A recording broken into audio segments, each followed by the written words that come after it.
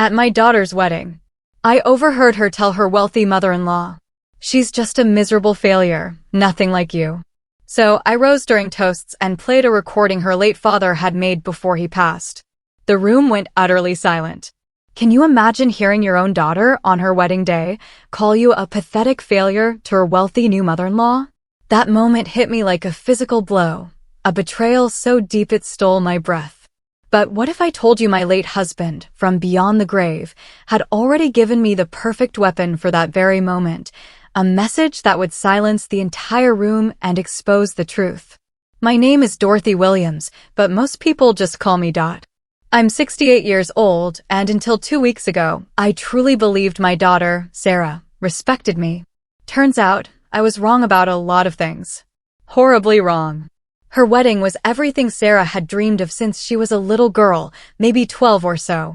We're talking the Ashford family estate in Connecticut, a place with manicured gardens and a mansion that looked like it was ripped straight out of a Hollywood movie.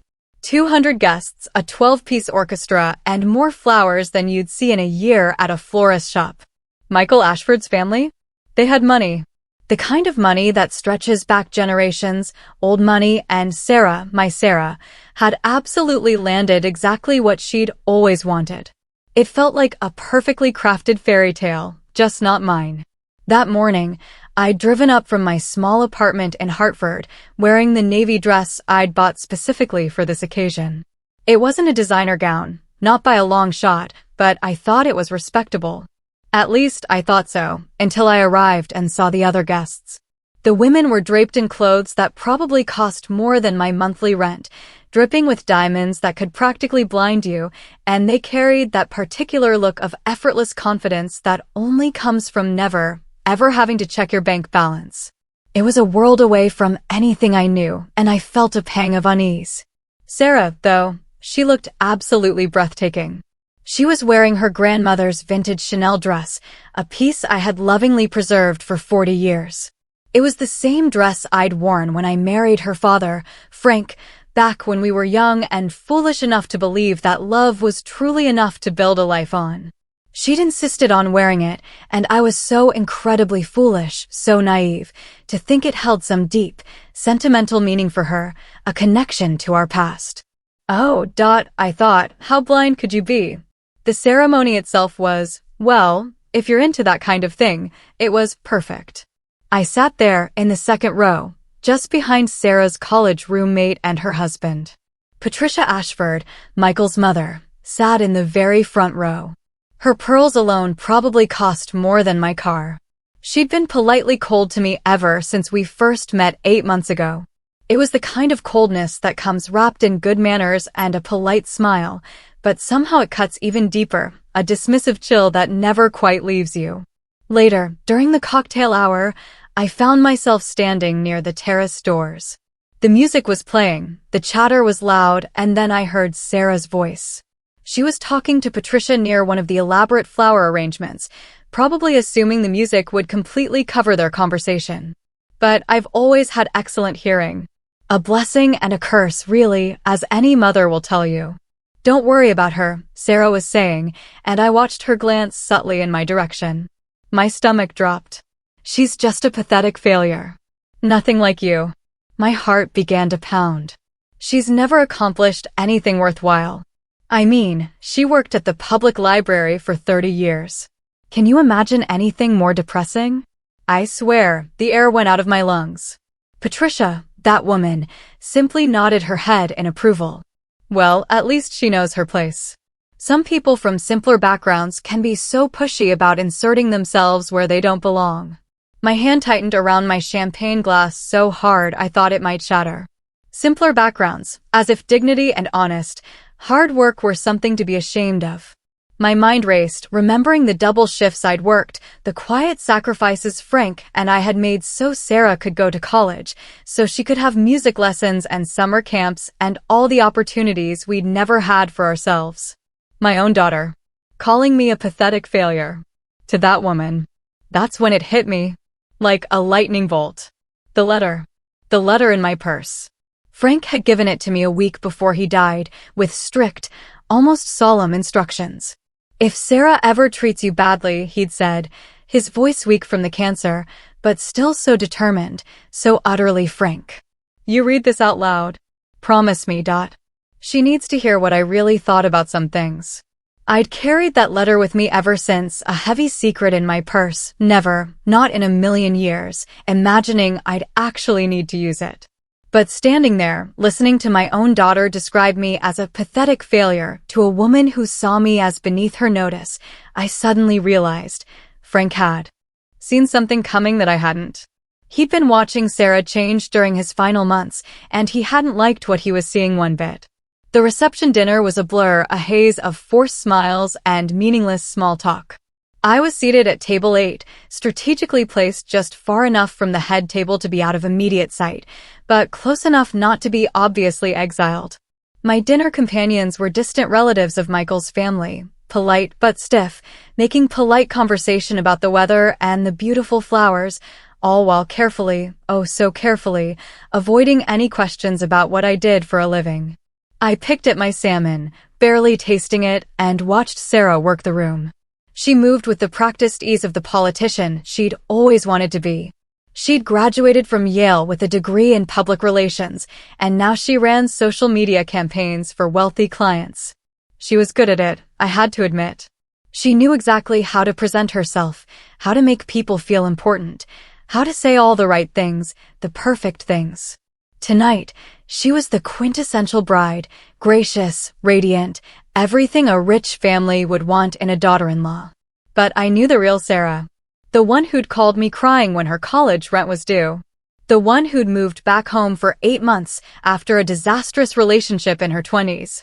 The one who'd sat by Frank's bedside during his final weeks, holding his hand, promising him she'd take care of me after he was gone. Or so I'd thought. Then came the father-daughter dance. They played The Way You Look Tonight, Frank's favorite song.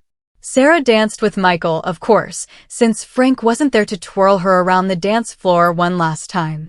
I watched her smile and laugh, seemingly, utterly unbothered by his absence. When the song ended, she didn't even glance toward the empty chair where I'd carefully placed his photo. And in that moment, something inside me shifted. That's when I knew. I had to read Frank's letter.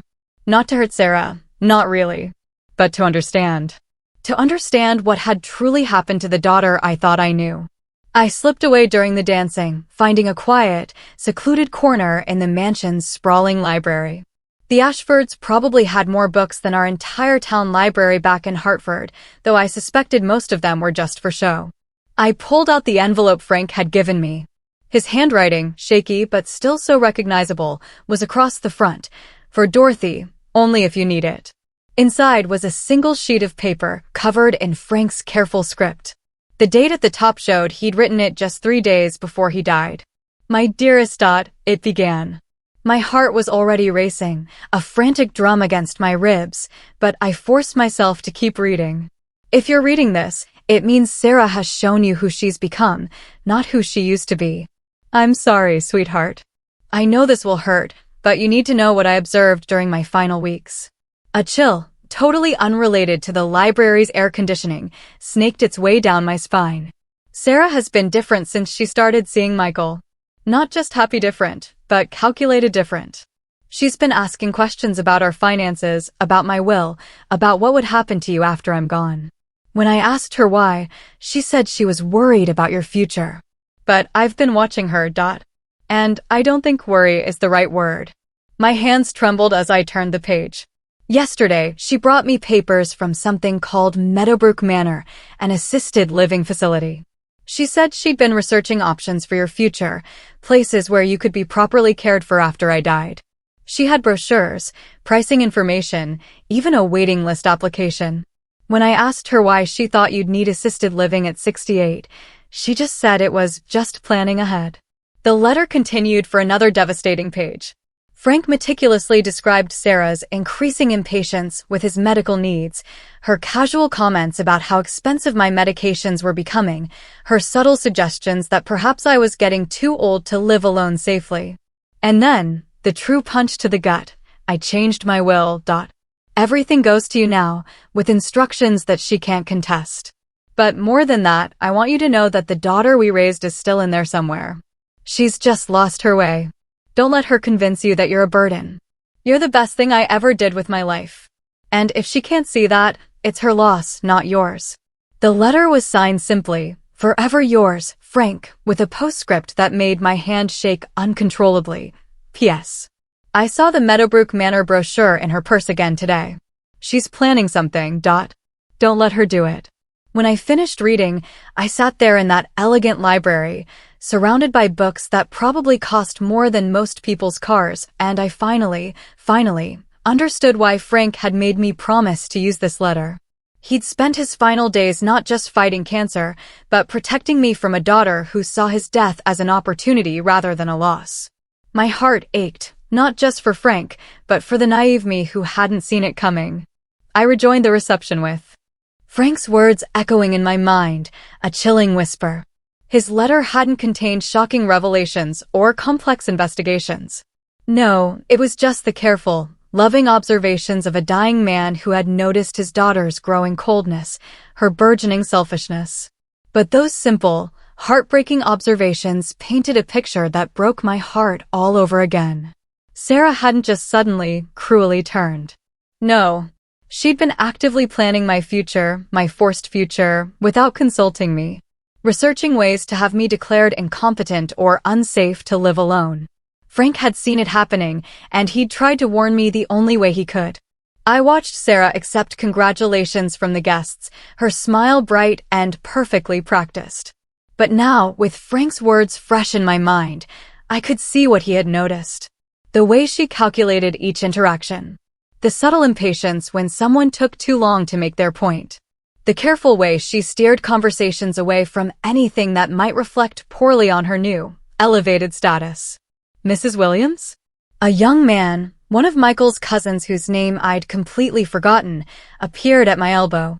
Michael wanted me to make sure you were enjoying yourself. Can I get you anything? I forced a polite smile. I'm fine, thank you. It's a beautiful wedding. The Ashford family certainly knows how to throw a party, he agreed, then leaned in, lowering his voice conspiratorially. Though, between you and me, it's nice to see Michael settling down with someone so practical. After some of the socialites he used to date, Sarah seems refreshingly down to earth. Practical, down to earth. Oh, if only he knew what my down-to-earth daughter was planning for my immediate future. The irony was overwhelming, a bitter taste in my mouth. Here was Sarah, desperate to become part of high society, surrounded by people who, in their own way, appreciated her for the very qualities she was so desperately trying to shed: her work ethic, her intelligence, her genuine ability to connect with people. All things she'd learned growing up in a modest household, with parents who valued character over status. But Frank's letter had revealed something else, something even more insidious. Sarah wasn't just trying to fit in with the Ashfords. She was actively trying to distance herself from everything that reminded her of her origins, including me. I found myself studying the other guests with new, sharp eyes. The women Patricia's age moved through the crowd with the unwavering confidence of people who had never once doubted their place in the world.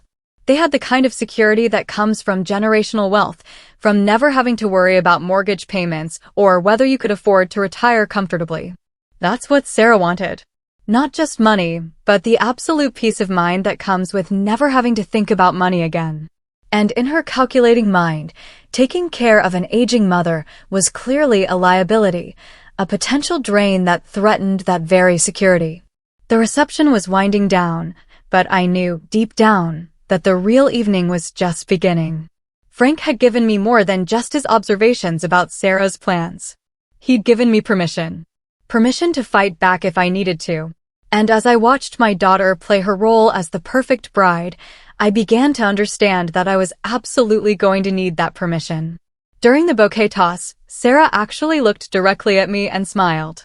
It was the first genuine attention she'd paid me all evening. And for a fleeting moment, I felt a silly flutter of hope. Maybe Frank had been wrong. Maybe his illness had made him suspicious of innocent behavior. Then I heard her conversation with Patricia as they stood near me afterward. "Thank goodness that tradition is over," Sarah said, adjusting her veil with a little sigh. I was worried some desperate woman would knock you over trying to catch it. Patricia laughed, a sharp, brittle sound. Well, at least your mother didn't try. At her age, remarriage would be rather pathetic, don't you think? Oh, Mom's past all that, Sarah replied, so casually it hurt. She's focusing on more age-appropriate activities now. Quiet hobbies, simple routines. It's probably better for her to accept the limitations that come with getting older. Limitations. At 68, I was supposed to accept limitations and fade quietly into the background, while my daughter built her grand new life. Frank's letter suddenly felt like a lifeline, not a burden. He'd seen this coming, and he'd tried to protect me the only way he knew how. I had a choice to make. I could continue being the gracious, unobtrusive mother who didn't embarrass her successful daughter. Or I could remember that I was Dorothy Williams, a woman who had raised a child, built a career, and supported a husband through cancer treatment. A woman who deserved better than being written off as a pathetic failure by her own flesh and blood. The next morning, I drove back to Hartford, my mind clearer than it had been in months. Frank's letter had given me a different, chilling perspective on my recent conversations with Sarah. And I realized, with a new resolve, I needed to do some research of my own. My first stop was the public library, the place I'd worked for 30 years. Margaret hugged me warmly when I walked in that Monday morning. How was the wedding? I want to hear everything about this fancy family Sarah married into.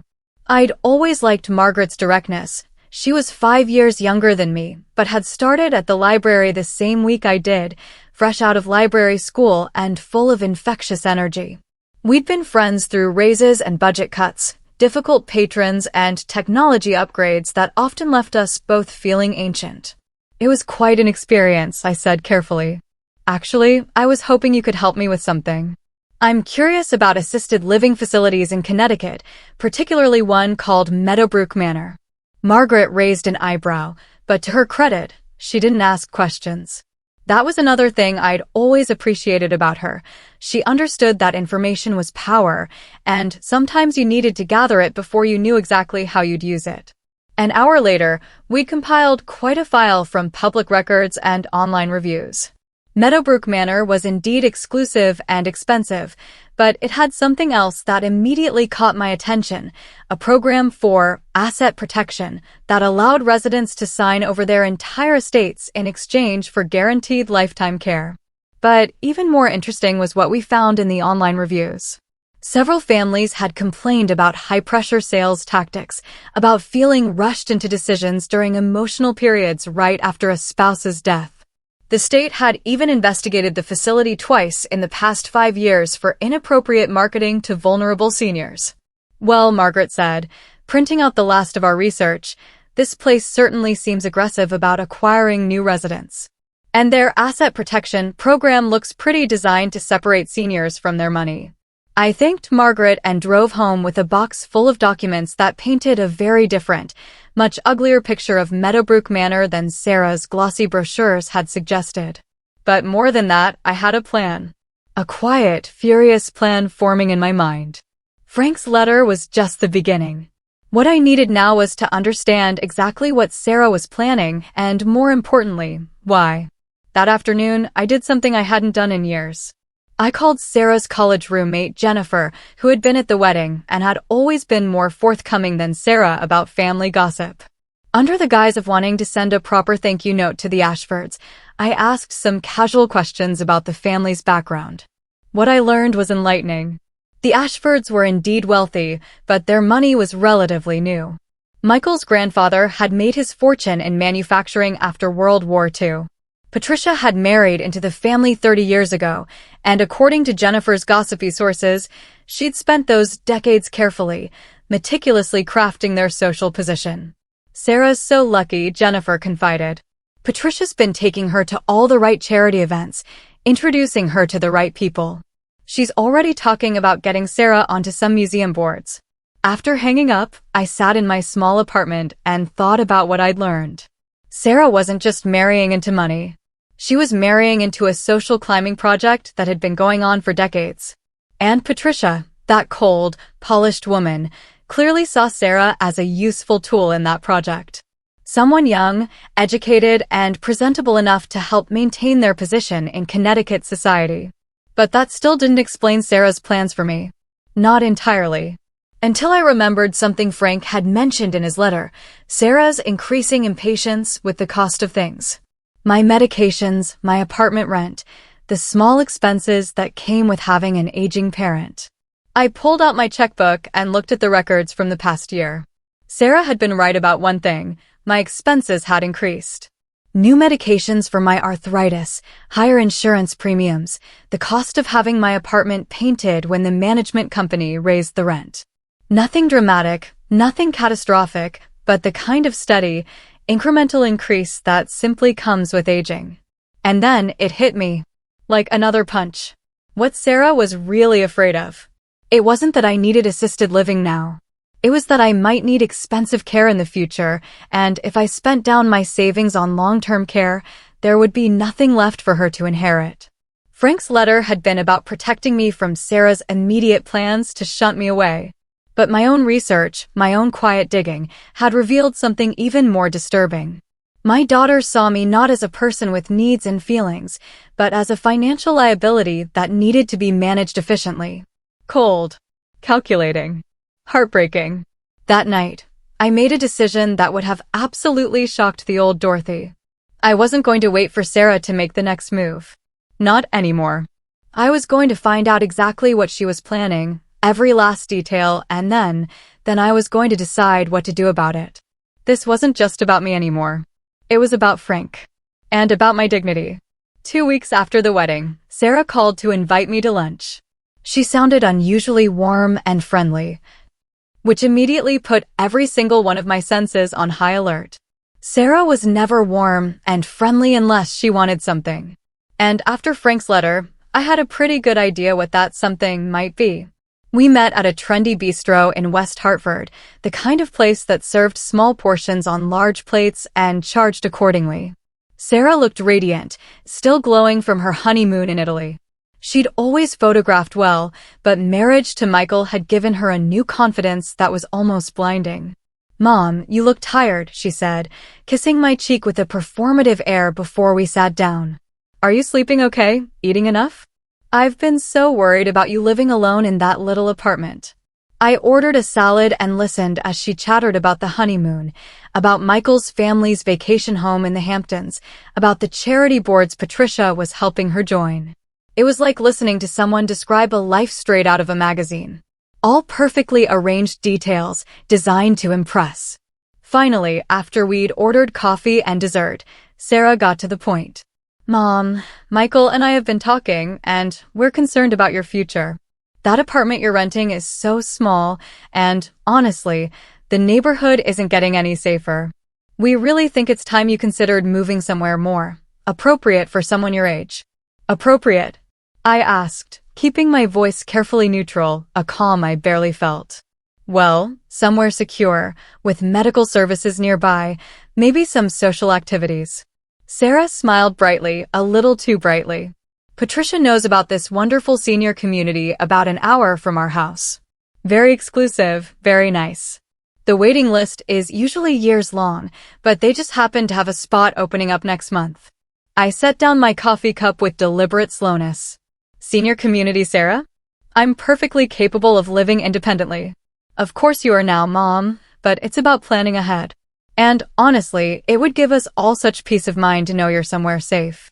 Sarah reached across the table and patted my hand, her touch feeling utterly false. "The best part is you wouldn't have to worry about finances anymore. They have a program where you can transfer your assets, and they guarantee care for life." There it was. The Asset Protection Program. The very one I'd researched with Margaret. Sarah wanted me to sign over my inheritance, my savings, everything Frank had left me, in exchange for a room in an institution where she could visit occasionally and feel virtuous about taking care of her mother. "That's very thoughtful," I said slowly, trying to gather my thoughts, to keep the anger from boiling over. "But I'm not ready to make that kind of decision yet. I'm enjoying my independence." Sarah's smile tightened, just barely. "Mom, I understand that it's hard to admit when you might need help in the future. But Dad's been gone for 3 years now. You can't keep pretending you can handle everything on your own indefinitely. I'm not pretending anything, Sarah. I'm managing just fine. Are you? Sarah's voice took on a sharper edge. Because I've noticed you seem a bit scattered lately. Forgetting appointments, missing calls. Patricia even mentioned that you seemed confused at the wedding. A little out of place. A flash of pure, hot anger surged through me. I seemed confused because I was listening to you call me a pathetic failure. I shot back, my voice low and steady. That tends to be disorienting. Sarah blinked, clearly not expecting me to confront her so directly, so completely. I never said that. You told Patricia I was a pathetic failure who'd never accomplished anything worthwhile. You said working at the library for 30 years was depressing. I kept my voice level, watching her face. I heard you, Sarah. That's not. You're taking things out of context. Sarah looked genuinely flustered for the first time, her polished facade finally cracking. I was just trying to reassure her that you weren't going to be demanding or difficult. By calling me a failure? By explaining that you have realistic expectations about your place in our lives going forward. Sarah's mask was slipping, revealing the cold, hard calculation underneath. Mom, this isn't about what you overheard. This is about being practical. You're 68 years old. You need to start planning for the future. I signaled for the check, beginning to gather my purse. Sarah, I am planning for the future. I'm planning to live my life on my own terms for as long as I'm able. And when you're not able, when you fall and break a hip, or have a stroke, or develop dementia, who do you think is going to take care of you? The question hung in the air between us, heavy and accusatory, and in that moment, I realized this was the heart of it. Sarah wasn't worried about my current needs. She was terrified of my future needs. She wanted me safely warehoused, tucked away where my aging wouldn't inconvenience her new, perfect life. I'll cross that bridge when I come to it, I said, standing up. But Sarah, when that time comes, I hope I'll still have a daughter who sees me as a person worth caring about. Not just a problem to be solved. As I drove home, I thought about Frank's final, incredible gift to me. Not just the letter, warning me about Sarah's plans, but the profound knowledge that he'd seen our daughter's transformation happening and had tried, in his own quiet way, to protect me from it. Sarah thought she was maneuvering me into a corner. What she didn't realize was that she was actually, slowly, revealing exactly how far she was willing to go to protect her new status. And I was ready. A month after Sarah's lunch invitation, she called again. This time, I could hear other voices in the background, and the formal, almost rehearsed tone in her voice told me she was performing for an audience. Mom, we need to talk. Can you come over this evening? Michael and I have some family business to discuss with you. I agreed, though I suspected I knew exactly what kind of family business they had in mind. I spent the afternoon preparing, rereading Frank's letter, making sure I understood exactly what I was walking into. Sarah and Michael's house in West Hartford was everything she'd always dreamed of. Colonial style, perfectly landscaped, in a neighborhood where the median income required 2 professional salaries and significant family money. Sarah had posted dozens of photos of it on social media, showcasing each room like a magazine spread. When I arrived, I found Sarah, Michael, and Patricia waiting in the formal living room. The staging was deliberate. I was seated alone on one side, while the 3 of them faced me from the sofa. It felt like an intervention.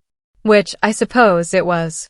Dorothy, Patricia began, her voice warm, but with an underlying authority that grated on my nerves. We wanted to talk to you about some concerns we've all been having. Sarah jumped in, her voice brimming with fake concern. Mom, you've seemed more forgetful lately. Missing appointments, not returning calls promptly. Small things, but they're adding up. Michael nodded gravely, playing his part. We think you might be experiencing some early cognitive changes. It's nothing to be ashamed of, but it's something we need to address proactively. I listened to their carefully rehearsed presentation with growing understanding, a cold dread mixing with a rising fury. They'd constructed a narrative about my declining mental health. But unlike the fabricated examples I might have expected, these were subtle distortions of normal behavior. The missed appointment had been rescheduled by me due to a conflict. The unreturned calls were from telemarketers and Sarah's friend Jennifer, not urgent communications. The good news, Patricia continued, her voice practically purring, is that we've been able to secure you a place at Meadowbrook Manor. They have an opening next week, and we can arrange the transition quickly. All you need to do is sign these papers, Michael said, pulling out a folder of documents, power of attorney, asset transfer agreements, healthcare directives. Everything to make the transition smooth and protect your interests. I looked at the three of them, these people who thought they could manipulate me into signing away my life with exaggerated concerns about my mental capacity.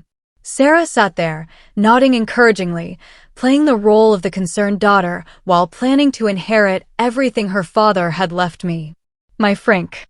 This is quite a production, I said finally, my voice calm, almost unnervingly so. How long have you been planning this intervention? Sarah's smile faltered, just a fraction. Mom, this isn't a production. We're genuinely worried about you. Are you? I pulled out Frank's letter, the envelope worn from being carried in my purse for weeks. Because I have something I think you'll all find very interesting. I unfolded the single sheet of paper and began to read aloud.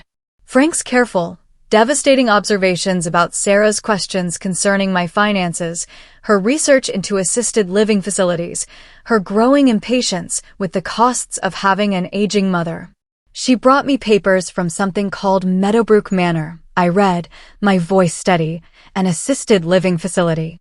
She said she'd been researching options for your future, places where you could be properly cared for after I died. Sarah went completely white. Michael frowned in confusion, a hint of genuine worry finally crossing his features.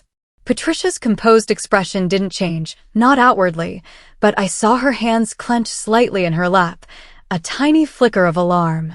When I asked her why she thought you'd need assisted living at 68, she said it was just planning ahead, I continued. But I've been watching her, and I don't think planning is the right word. As Frank's letter continued, detailing his observations about Sarah's calculated approach to my future care, I watched my daughter's face cycle through shock, then panic, and finally, a cold calculation I had never, ever seen before. When I finished reading, the silence in the room was absolute, deafening. Then Michael spoke, his voice quiet, almost stunned. Sarah, is this true? Were you researching assisted living facilities while your father was dying? And in that moment, I realized this confrontation was just the beginning of something much, much larger. That letter proves nothing, Sarah said, but her voice shook, giving away her panic. Dad was sick, probably confused. He was seeing problems that weren't there. I folded the letter carefully and put it back in my purse, my gaze unwavering. Your father was many things, Sarah, but confused wasn't one of them. Especially not about something this important. Michael was now studying the documents on the coffee table, the power of attorney forms, the asset transfer agreements, the Meadowbrook Manor paperwork. Sarah, when exactly did you start researching this place? I was just being prepared, Sarah said defensively, her eyes darting between Michael and Patricia. Someone had to think ahead about Mom's future needs. While your father was dying of cancer? Michael's voice was quiet, but there was an edge to it I hadn't heard before. A hard, dangerous edge. You were planning to move your mother into assisted living while he was fighting for his life? Patricia tried to intervene, her voice smooth, attempting to regain control. Michael, I think we should focus on Dorothy's current situation rather than relitigating past decisions. Should we? I asked, turning to Patricia with an almost academic interest. Because I did some research of my own after Sarah mentioned Meadowbrook Manor. Did you know they've been investigated twice by the state for aggressive marketing to vulnerable seniors? For the first time since I'd known her, Patricia looked genuinely uncomfortable. Her composure, usually steel, began to waver. I'm sure any successful facility faces occasional regulatory reviews. Occasional reviews about pressuring grieving widows to sign over their assets immediately after their husbands' deaths. I pulled out the folder of public records Margaret had helped me compile. Because that's what the state found. High-pressure tactics, rushed decision-making, families who felt manipulated into making permanent choices during temporary emotional crises. Sarah made a desperate grab for the papers. Where did you get these? Public records, Sarah. Amazing what you can find when you know where to look. I kept the documents out of her reach. The state licensing board, consumer protection agencies, online review sites. All freely available to anyone who bothers to investigate before signing their life away. Michael was reading over my shoulder now, his face pale. Jesus, look at these complaints. Felt pressured to decide immediately. High-pressure sales presentation. Regretted signing asset transfer agreement. Sarah, did you actually research this place, or did someone recommend it to you? The silence that followed was telling, heavy with unspoken accusations. Finally, Patricia spoke, her voice strained. I may have mentioned that they had an excellent reputation in certain circles. Certain circles being wealthy families looking to warehouse inconvenient relatives? I asked mildly, my gaze fixed on her. That's a terrible thing to say. Sarah snapped, her anger returning. We're trying to ensure you get proper care. No, I said, standing up, feeling calmer than I had in months. You're trying to ensure I don't become a financial burden on your new lifestyle. And the difference is, proper care considers what I want, not just what's convenient for you. Michael was still studying the complaint documents, his expression grim. Mom, some of these families sued Meadowbrook. They accused the facility of elder abuse, of manipulating seniors into signing over assets they didn't understand. Patricia's composure was finally starting to crack, her perfect facade crumbling.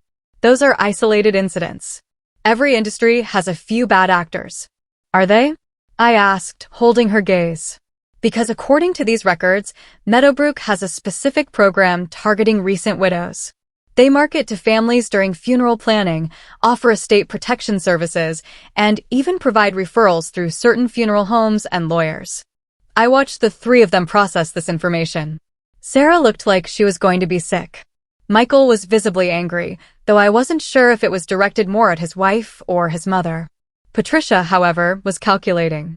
Probably trying to figure out how to salvage the situation, how to spin this.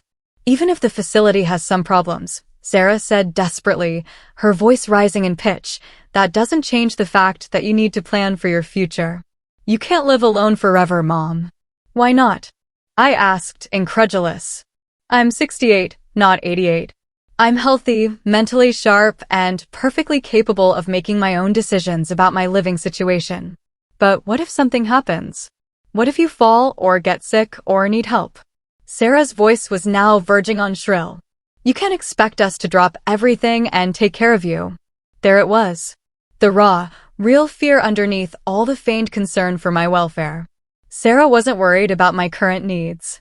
She was terrified that my future needs might interfere with her carefully planned new life. I'm not expecting you to take care of me, Sarah.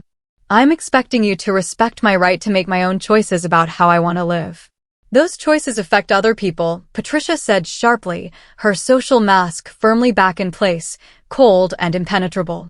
Family decisions should be made collectively, considering everyone's interests. Everyone's interests?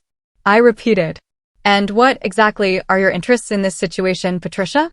Patricia straightened in her chair. My interest is in seeing this family function harmoniously. Sarah is my daughter-in-law now, and that makes her welfare my concern. And my welfare? I pressed. Does that concern you at all? Of course it does. Which is why we think Meadowbrook would be perfect for you. You'd have security, medical care nearby, social activities with people your own age. I had to admire her persistence. Even caught recommending a facility with a questionable reputation, she was still trying to sell me on the benefits of institutional living. Patricia, I said gently, a small smile playing on my lips. I spent 30 years working at a public library. Do you know what that taught me? How to research things thoroughly. How to spot inconsistencies in people's stories. And how to help people find the information they need to make good decisions. Michael looked up from the complaint documents, suddenly intrigued. What kind of inconsistencies?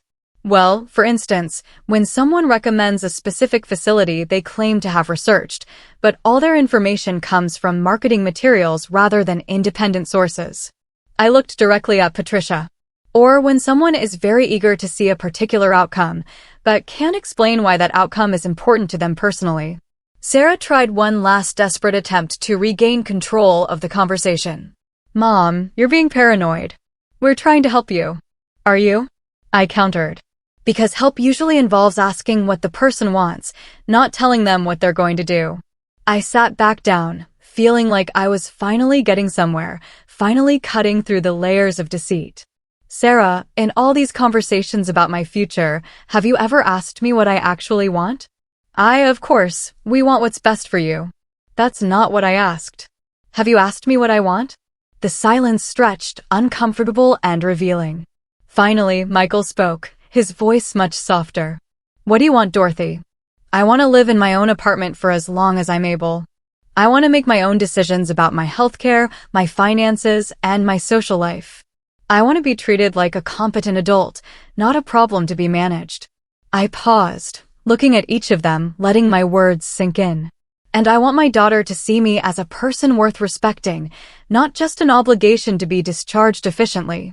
Sarah's eyes filled with tears, real tears this time. I do respect you, Mom.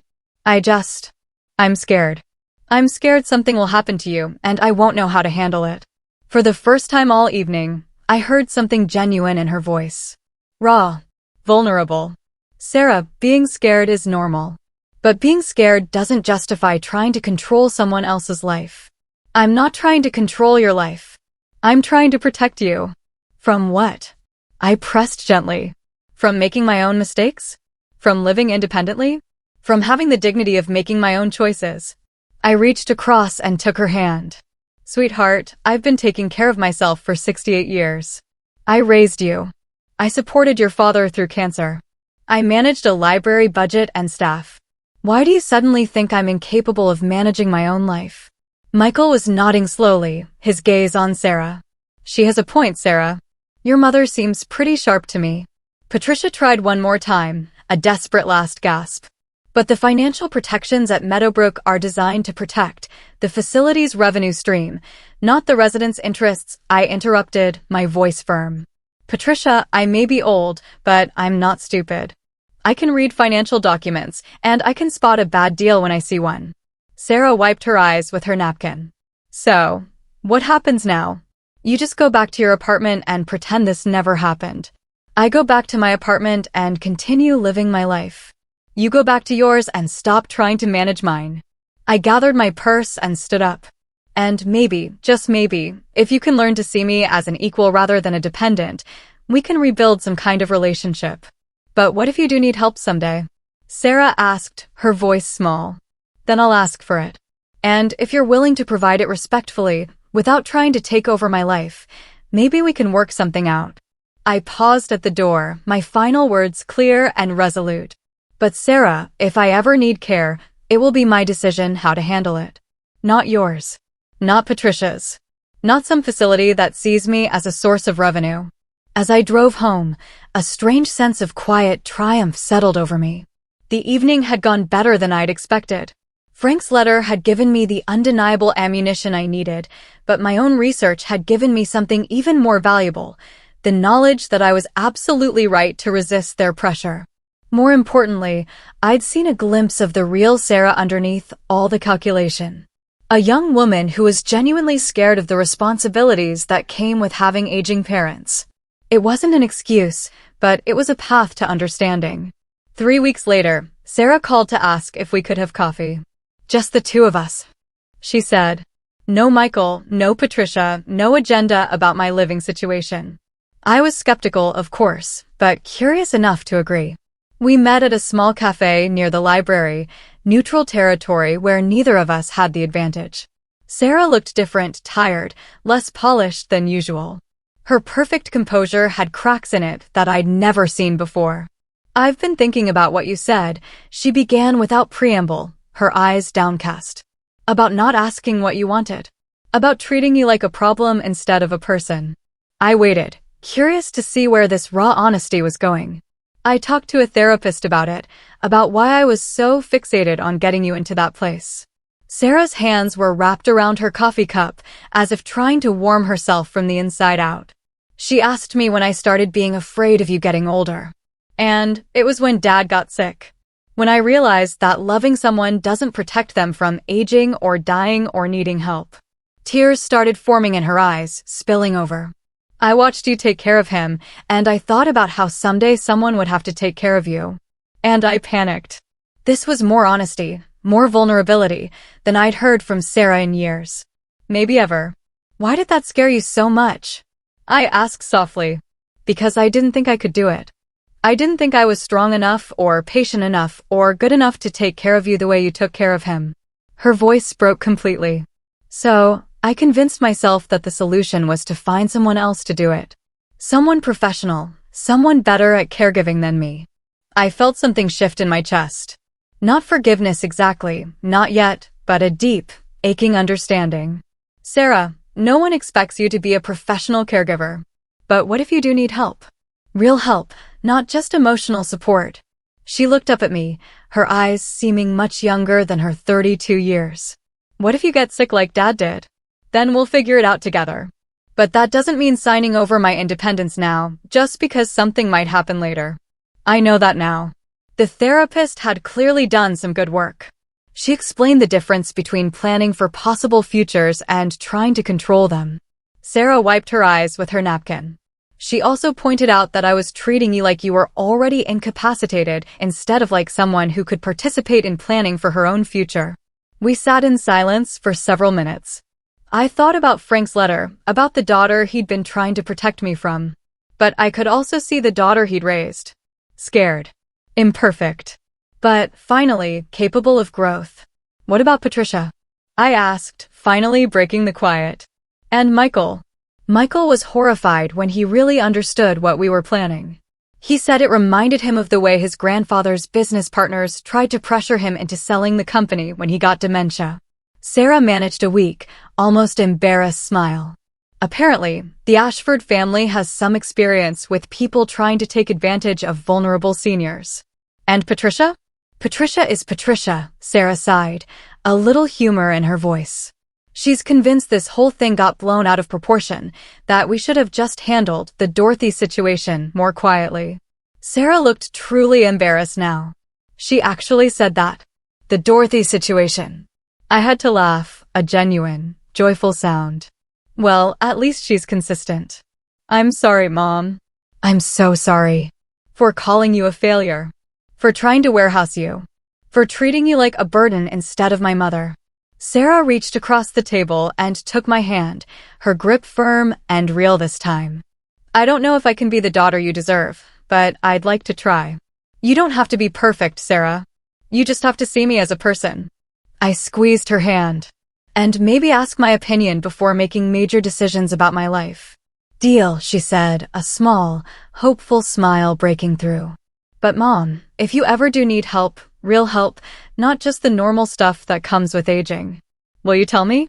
Will you let me be part of the solution instead of shutting me out? I considered this carefully. The old Dorothy would have promised to handle everything herself, to never be a burden. But Frank's letter had taught me something profound about the cost of protecting people from difficult truths. I'll tell you, I said finally. But Sarah, being part of the solution means respecting my choices, even if they're not the choices you would make. I understand, she said, looking straight into my eyes. As we prepared to leave, Sarah hesitated.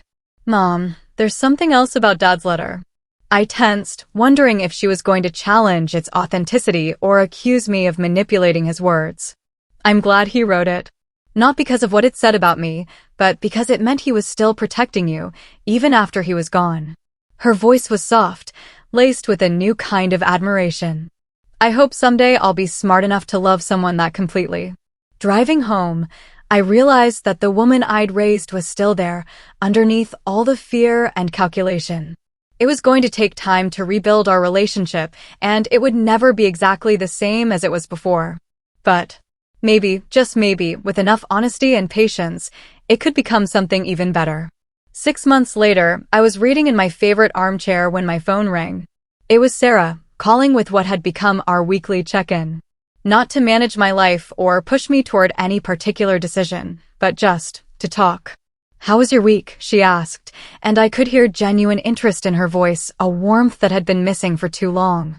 Good. I had lunch with Margaret. Went to the book club at the library. Started reading that novel you recommended. I settled back in my chair, a comfortable smile on my face. Robert and I went to a concert on Saturday. There was a brief pause. Robert was still a relatively new development in my life. A retired English professor I'd met at the library's lecture series. We'd been seeing each other for 3 months, taking things slowly, just enjoying each other's company. "Oh," Sarah asked carefully. "How are things going with him?" "Very well. He's intelligent, and he treats me like an adult capable of making my own decisions." I smiled, knowing Sarah would absolutely catch the reference to our earlier, much more difficult conversations. "Amazing how refreshing that can be," Sarah laughed, a real, unforced laugh. "But seriously, I'm glad you're happy, Mom. You deserve someone who appreciates you." This was still new territory for us. Sarah showing genuine interest in my happiness rather than just my welfare. The therapy was helping, but more than that, she seemed to be discovering that having a mother with an independent life was actually more interesting, more fulfilling, than having one who existed solely to be managed. Speaking of appreciation, I said, "How are things with Michael and Patricia?" "Michael's good. He's been asking more questions about my family, about you and Dad. I think meeting you made him realize that not all mothers-in-law are like his mother." Sarah's voice got quieter. "Patricia is adjusting. She stopped mentioning assisted living facilities, at least. That's progress. She asked me last week if you were still harboring resentment about the Meadowbrook situation. I told her that you weren't harboring anything. You'd simply learned to be more careful about trusting her judgment." I laughed aloud. "I bet that went over well. About as well as you'd expect." But Michael backed me up, which was good. He pointed out that trust has to be earned back after it's been broken. We talked for another 20 minutes. About books, about Sarah's work, about Robert's grandchildren and their upcoming visit. Normal family conversation, the kind we hadn't had in years. When we hung up, I realized how much I'd missed this version of my daughter. The next morning, I was surprised to get a call from Michael directly. "Dorothy, I hope you don't mind me calling directly. I wanted to ask you something." "Of course, what's on your mind?" "I've been thinking about what happened last year with the whole Meadowbrook situation. I realize I didn't handle it very well. I let my mother push an agenda that wasn't in your best interests." I waited, curious where this unexpected honesty was going. "I wanted you to know that Sarah and I have talked about it extensively. We've agreed that any future decisions about family matters will include you as an equal participant, not just someone whose life gets planned by other people." "I appreciate that, Michael. There's something else. Sarah mentioned that you might be interested in traveling more now that you're not worried about us pressuring you into assisted living." This was news to me, though I suppose I had mentioned it to Sarah during one of our more open conversations. "She said you'd always wanted to see Ireland, but never had the chance. Patricia and I are planning a family trip to Europe next spring, and we'd like you to join us as our guest." I was quiet for a moment, processing this truly unexpected invitation. "That's very generous, Michael. But before you say no, let me explain. It wouldn't be a family obligation trip where you'd have to keep up with our schedule or pretend to enjoy activities you don't like. We'd plan some things together, but you'd have plenty of independence to explore on your own." "And Patricia is on board with this?" I had to ask. Michael laughed, a genuine, warm sound. "Patricia suggested it, actually. I think she's finally figured out that having a happy, independent mother-in-law reflects better on the family than having one who feels pushed around and resentful." After we hung up, I sat in my apartment, marveling at how dramatically my life had changed in the past year. 12 months ago, Sarah had been planning to put me in an institution and take control of my assets. Now, she was encouraging me to travel internationally and including me in family plans as an equal participant. The difference wasn't just in Sarah's attitude. It was in my own willingness to stand up for myself. Frank's letter had given me permission to fight back, but the real change had come from recognizing my own worth and refusing to accept treatment that diminished it. A year later, I was packing for Ireland when Sarah arrived at my apartment with coffee and pastries from my favorite bakery. "Excited about tomorrow?" she asked, settling into the chair across from my sofa.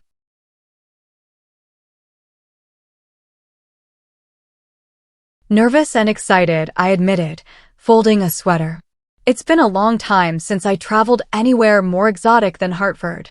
You're going to love it. And Mom, I'm really glad you said yes to the trip." I looked up from folding sweaters. "Sarah, can I ask you something?" Last year, when you were so determined to get me into Meadowbrook, were you really worried about my safety, or were you more worried about the inconvenience of having an aging parent? She was quiet for a long moment, looking down at her coffee cup. Honestly, both. I was scared something would happen to you, but I was also scared of how that would affect my life with Michael. I wanted the peace of mind that comes with knowing someone else was handling the hard stuff. She took a breath. And now I realize that the hard stuff is part of loving someone. You can't just outsource the difficult parts of relationships and expect the good parts to remain meaningful. She smiled, a genuine, warm smile. Besides, you've proven pretty conclusively that you don't need to be handled by anyone. I laughed, thinking about everything that had led us to this point. Frank's letter warning me about Sarah's plans. My research into Meadowbrook Manor. The confrontation in Sarah's living room where I'd finally stood up for myself. The months of therapy and honest conversations that had followed. You know what your father would say about all this? I asked. What? He'd say the best gift he ever gave me wasn't the letter warning me about your plans. It was teaching me that I was worth fighting for. Sarah's eyes filled with tears again, but this time they were tears of understanding, of release. Oh, Mom. I think he'd be proud of both of us. You for standing up for yourself, and me for finally learning to see you as a person instead of a problem. He'd definitely be proud, I agreed, a lump in my throat. And probably relieved that he doesn't have to haunt Patricia for recommending questionable senior living facilities. We both laughed at that image. Patricia had indeed adjusted her approach to our family dynamics, though I suspected it was more about maintaining her social position than any genuine change of heart. But that was fine with me. I didn't need Patricia to love me. I just needed her to respect my autonomy. Mom, there's something I want to say before you leave for Ireland. I stopped packing and gave her my full attention. Thank you. Thank you for not giving up on me. When you played Dad's letter that night, you could have just exposed what I was planning and walked away. You could have written me off as a selfish daughter who didn't deserve a relationship with you. I thought about it, I said honestly, looking at my daughter, truly seeing her. But you didn't. You gave me the chance to understand what I'd become and choose to be better. Not everyone would have done that. I sat down next to her on the sofa, pulling her into a hug. Sarah, you're my daughter.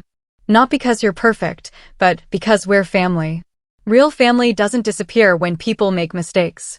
It just requires everyone to work harder at being honest with each other. I love you, Mom, she whispered, her voice thick with emotion. Not for what you can do for me or what you represent in my life, but because you're Dorothy Williams. A woman who worked for 30 years at a job she loved, who raised a difficult daughter with patience and grace, and who had the courage to fight for her own dignity when everyone around her was trying to take it away. As we hugged goodbye, I thought about the journey that had brought us here. The searing pain of hearing my daughter call me a pathetic failure. The chilling fear of losing my independence to someone else's convenience. The incredible discovery that I was stronger and more valuable than I'd ever allowed myself to believe. Frank's letter had started it all. But the real victory, the truly profound one, had been learning to see myself the way he'd always seen me, as a person worth respecting, worth fighting for, worth loving exactly as I was. Tomorrow, I board a plane for Ireland. Not as a burden being managed by my family, but as Dorothy Williams, a 69-year-old woman embarking on an adventure she dreamed about for decades. Some victories don't come with fanfare or celebration. Sometimes the greatest triumph is simply the quiet satisfaction of knowing you refuse to disappear when everyone around you is trying to make you invisible. And that, I thought as I finished packing, was exactly the kind of legacy Frank would have wanted me to create. This journey, the battles fought and the peace found, taught me so much. I want to know, if you were in my shoes, hearing those words from your own child, what would you have done? Would you have confronted them or walked away? Have you ever had to fight for your own dignity against someone you love? Share your thoughts in the comments below. I'm genuinely curious to hear your perspectives.